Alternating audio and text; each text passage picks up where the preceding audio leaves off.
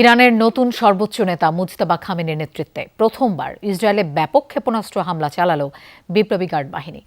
রাতভর ছোড়া মিসাইলের বিস্ফোরণে ক্ষতিগ্রস্ত ইসরায়েলের মধ্যাঞ্চল। এর মধ্যে তেল আবিবে ধ্বংস হয়েছে একটি ভূগর্ভস্থ বাংকার, আহত ১৫০ শতাধিক ইসরায়েলি। এদিকে বাহরাইন সহ প্রতিবেশী আরব দেশগুলোর মার্কিন ঘাঁটি লক্ষ্য করেও চলছে হামলা। স্বাস্থ্যকর অল টাইম কেক, সব সময় অল টাইম হেলদি লাইফ।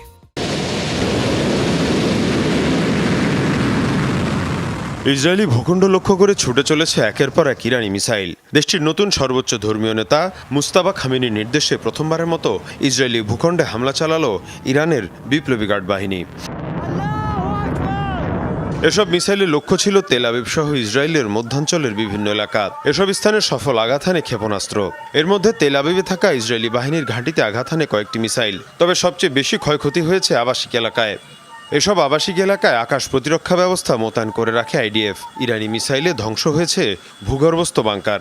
বলা হচ্ছে ইরানের হামলায় এটি এখন পর্যন্ত ইসরায়েলের সবচেয়ে বড় ক্ষয়ক্ষতি। যুদ্ধ শুরুর পর এখন পর্যন্ত ১৩ ইসরায়েলি নিহতের খবর মিলেছে। ২৪ ঘন্টায় আহত ১৫০ শতাধিক। হামলা চালানো হয় আরব আমিরাতের ভূখণ্ডেও। ইরানি ড্রোন ধ্বংসের ফুটেজ প্রকাশ করে আবুধাবি। এছাড়াও হামলা চালানো হয় কুয়েতের মার্কিন ঘাঁটিতেও। তবে আরব দেশগুলোর মধ্যে সবচেয়ে বড় হামলা হয়েছে বাহরাইনে। দেশটিতে ইরানের ড্রোন হামলায় আহত ৩২ জন। অন্যদিকে ইরানের কুর্দি অধ্যুষিত অঞ্চলে গোয়েন্দা রাডার ধ্বংসের দাবি করছে তেহরান। এদিকে সৌদি আরবের মার্কিন ঘাঁটিতে ইরানের হামলায় আরও ১ সেনার মৃত্যু হয়েছে। এ নিয়ে ইরানের হামলায় ৭ মার্কিন সেনা নিহত হল। মীর মুশফিক হাসান, যমুনা নিউজ।